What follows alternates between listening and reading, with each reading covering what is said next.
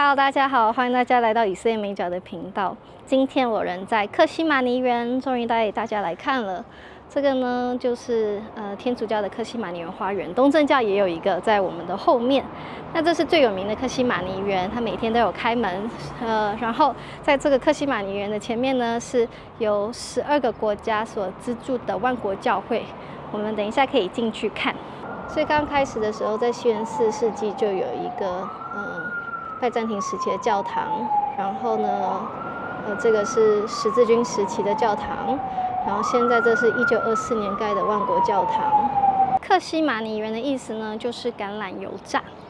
那克西马尼园的花园，它现在就是没有开放游客进去，因为这些橄榄树太珍贵了。虽然它不是耶稣时期2000年前同样的树，但是它是那个时候同样橄榄树的后代，所以他们就是非常保护这块花园，然后没有让游客可以进去。但是光是到这里，其实都可以感觉得到当时耶稣在克西马尼园的林子里面的祷告。那边有小小的石头，然后有一个雕像。那有些游客会在那边照相，就好像是去体会耶稣他当时在克西马尼园里面的祷告。那因为现在已经过了复活节，所以游客大部分都已经离开了。现在整个克西马尼园呢，就只有我和妈妈2个人。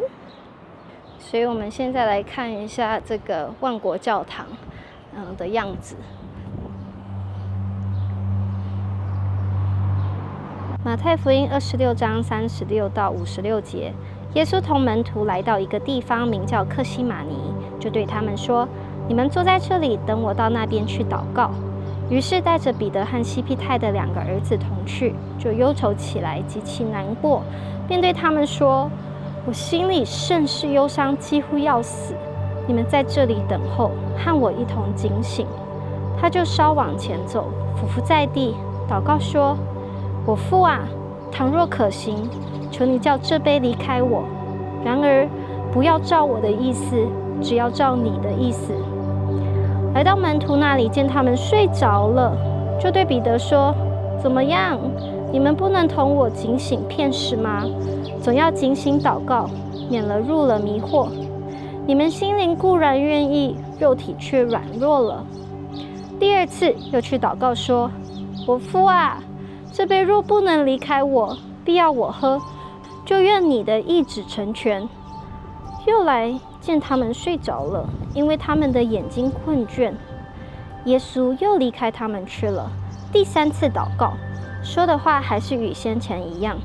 于是来到门徒那里，对他们说：“现在你们仍然睡觉安歇吧，时候到了，人子被卖在罪人手里了。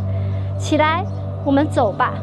看哪，卖我的人近了。”说话之间，那12个门徒里的犹大来了，并有许多人带着刀棒，从祭司长和民间的长老那里与他们同来。那卖耶稣的给了他们一个暗号，说：“我与谁亲嘴，谁就是他，你们可以拿住他。”犹大随即到耶稣跟前说：“请拉比安。”就与他亲嘴。耶稣对他说：“朋友，你来要做的事就做吧。”于是那些人上前下手拿住耶稣。有跟随耶稣的一个人伸手拔出刀来，将大祭司的仆人砍了一刀，削掉了他一个耳朵。耶稣对他说：“收刀入鞘吧，凡动刀的必死在刀下。你想，我不能求我父现在为我差遣12营多天使来吗？若是这样，经上所说事情必须如此的话，怎么应验呢？”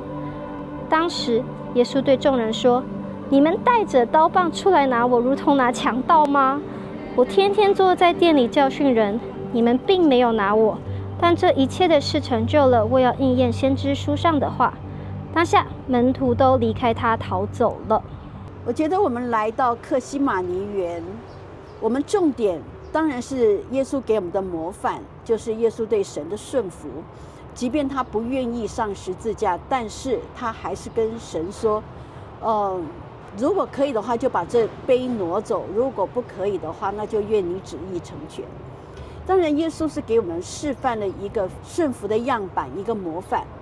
但是我觉得耶稣对对他的门徒讲了2次，就是总要警醒祷告，免得入了迷惑。那这个为什么对于耶稣在临要上十字架之前，受审判之前，他需要这样叮咛他的学生？我觉得说，因为他的学生觉得吃完饭了很累，约接晚餐，现在不睡觉祷告干什么？所以他们会把自己的这种 schedule 安排的顺理成章，就是等一下就要去睡觉了。但是耶稣的 schedule 是等一下我要被抓了，而且我也知道，当我被抓的时候，对于你们来讲，你们会受到很大的惊吓，或者说恐慌，因为夫子被抓了，对于他们这个耶稣团所向披靡、死人复活，然后影子照到了，摸到耶稣痱子的都可以得医治。耶稣是百毒不侵的，怎么可能被抓？所以对于门徒来讲，这种震撼，耶稣告诉他们：你们要怎么样在这个震撼当中历练过去、得胜过去，然后还能够站立得住。它的关键点在于警醒祷告。警醒祷告有什么好处？不要入了迷惑。那什么迷惑呢？就是撒旦他会在一个情境、一个环境制造一个危机感，一个你要迅速落败的感觉，一个危机四伏，会让他的门徒就把曾经经历过的那个耶稣，现在完全的，好像对被震动了，开始怀疑了。就好像施洗约翰他在监牢里面，他明明就是耶稣的先锋，把耶稣带上了这个舞台的，但是连他自己都说，我们所等候的就是你嘛。所以就是在一个人在患难的时候，其实他很多曾经坚持的，他都会放弃了。所以耶稣他会告诉门徒，也是告诉我们这些跟随耶稣的人，我们虽然也会有我们的日常生活的一个流程，一个作息表，会习以为常，吃完饭要睡觉，睡完觉起床以后要上班，或者要出去玩，或者要做些什么。但是耶稣要我们警醒祷告，意思就是说，局势有时候变化的超乎寻常，但是神会把他的心意告诉那些警醒祷告、在乎神心意的儿女，会告诉他内线消息，会告诉他神的心意，会告诉他现在神正在进行些什么。当你知道你的主正在掌权，当你知道你的主这一切的事情都在他的运筹帷幄当中的时候，你就不会入了迷惑。也就是说，你不会跟着潮流走，你不会跟着媒体走，你也不会跟着某一个宗教领袖走，或者说某一个政治形态走。你不会在这一切的资讯的情况之下，然后分叉了你的注意力跟专注力，或者说情绪内耗，或者被绊倒，或者说跟错了牧人。那这个是耶稣在自己要上十字架的时候，他固然对于他来讲是一个很大的挑战，但是他更在乎他的学生们能不能够胜过这么大的局势变动。